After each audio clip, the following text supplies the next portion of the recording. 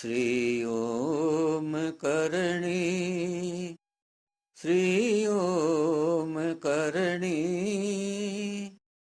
श्री ओम करणी, श्री ओम करणी। नमस्कार। देखिए, तुलसीदास जी ने एक चौपाई कही है अपने इष्ट के संबंध में, प्रभु राम के संबंध में। तुलसीदास जी राम भक्त थे, उनका इष्ट तो राम ही थे। तो क्या कहते हैं, भगवान राम कैसे हैं? तुलसीदास जी अपने इष्ट को किस रूप में देखते हैं? वो कहते हैं, सुमिरत सुलभ सुखद सब काहू, लोक लाहू परलोक निभाऊ। ऐसे हैं राम। तो भाई, यह आपको बताया जा चुका। राम, कृष्ण, शिव, करणी, ये नाम अलग अलग हैं, करंट एक है जिसका कोई लिंग नहीं है। यह भी तुलसीदास जी ने कहा है, व्यापक अकल अनीह अज निर्गुण नामन रूप, भक्त हेतु नाना विधि करत चरित्र अनूप। तो भक्तों के लिए तरह तरह के नाम रूप धारण कर लेते हैं। यह नाम रूपात्मक भिन्नता जो इष्ट में पाई जाती है, वो भक्त की चॉइस के लिए पाई जाती है। तो तुलसीदास जी क्या कहते हैं अपने इष्ट के लिए? तो सबका इष्ट ऐसा ही होता है। आप भी अपने इष्ट को ऐसा ही समझिए। ये राम के लिए ही नहीं, जिस जिसका जो इष्ट है उसका इष्ट उसके लिए वैसा ही है। ये कहते हैं, सुमिरत सुलभ, अरे सुमरते ही आ जाए, सुलभ मतलब रेडिली अवेलेबल, तुरंत आ जाए, वो है राम, वो है इष्ट। सुमरते सुमरते नहीं, देर नहीं लगेगी, इधर सुमरो और इधर तैयार, जैसे इंतजार ही कर रहा था कि ये मेरे को याद तो करे। ऐसे सुमिरत सुलभ और सुखद, सारे दुखों को दूर कर देते हैं और सुख की सुरसरी बहा देते हैं, ऐसा इष्ट होता है। सुमिरत सुलभ सुखद सब काहू, कोई भेदभाव नहीं है, महात्मा धर्मात्मा पुण्यात्मा कोई भेदभाव नहीं है। जो उनकी शरण में आ गया उसका बेड़ा पार हो गया। भगवान कृष्ण श्रीमद् भगवद गीता के 9वें अध्याय के 32वें श्लोक में कहते हैं कि चांडाल से चांडाल भी यदि मेरी शरण में आ गया तो वो महात्मा कहलाने लायक ही है, यानी उसके पाप नष्ट हो जाएंगे। 66वां श्लोक 18वें अध्याय का, अहम त्वाम सर्व पापेभ्यो मोक्षयिष्यामि मा शुचय। अर्जुन को कहते हैं कि मेरी शरण में आ जाएगा तो सारे पापों को तेरे नष्ट कर दूंगा, चिंता मत कर। तो इष्ट की शरण ग्रहण करनी है। हम शरण में हैं, केवल जानना है, लेकिन इष्ट से रिश्ता तो बनाना आपको ही पड़ेगा।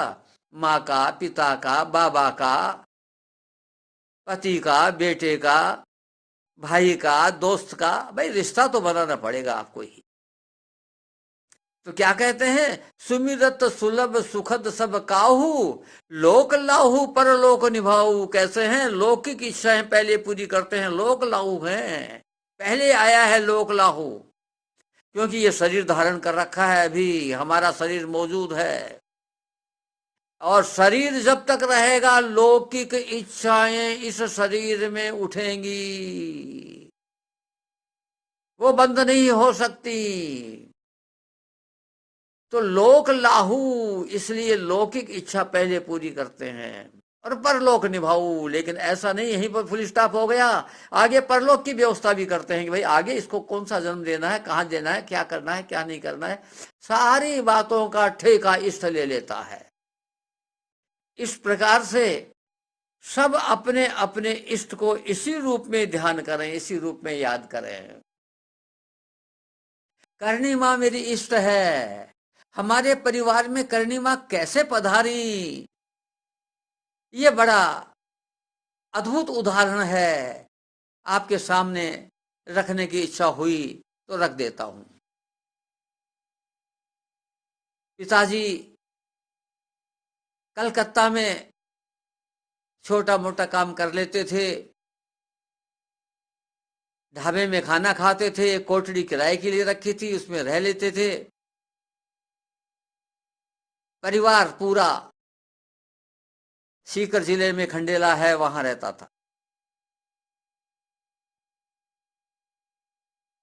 आधुनिक मापदंड के हिसाब से हम बीपीएल में आते हैं उस जमाने में, और उस समय के मापदंड के हिसाब से हम मध्यम श्रेणी में आते थे। पिताजी को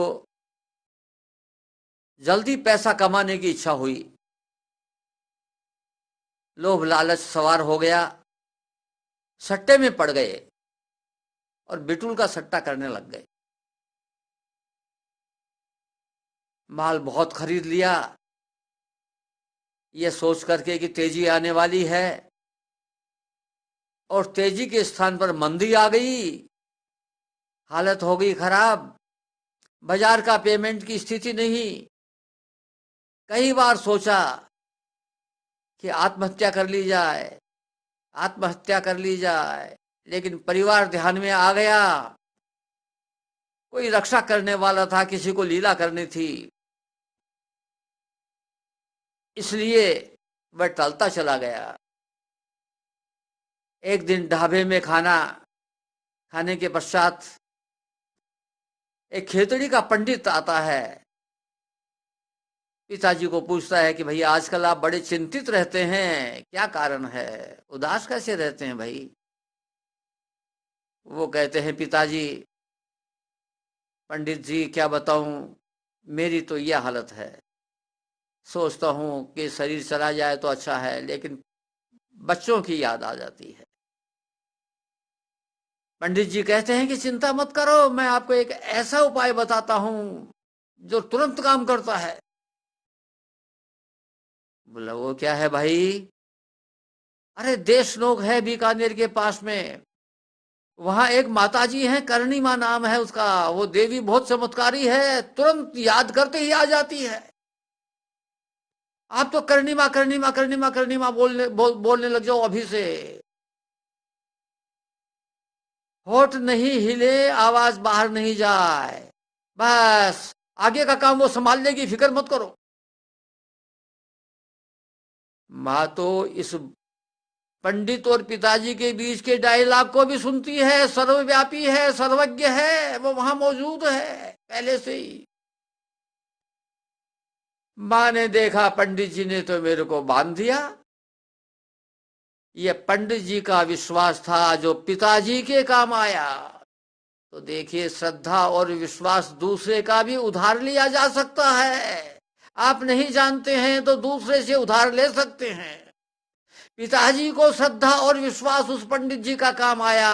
पिताजी ढाबे से घर जाते हैं, भोजन के बाद में थोड़ी देर आराम करने का मानस बनता है उनका, हमेशा ही आदत थी।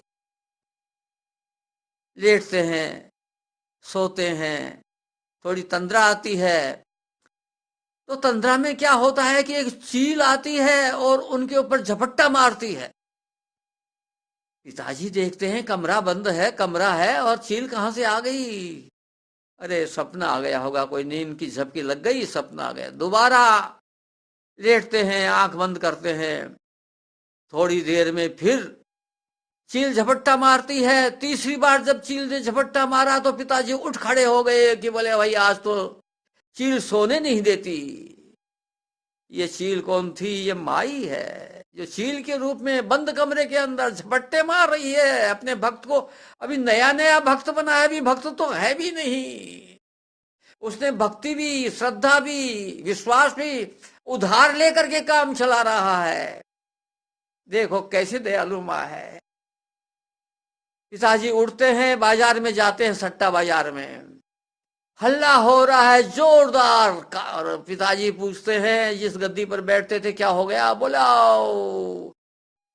बिल्कुल ऊंचाई पर जा रही है, कोई रोकने वाला नहीं है। बाजार तेज हो गया। बोले क्या हो गया? बोले रूस का बहुत बड़ा ऑर्डर मिल गया, इसलिए बाजार तेज जा रहा है।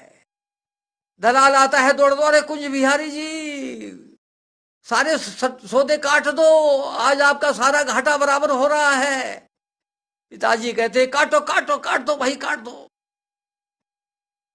दलाल सौदे काट के आता है, थोड़ी देर में कहता है कि साहब आपके सारे सौदे कट गए हैं, अब आपको न लेना है न देना है।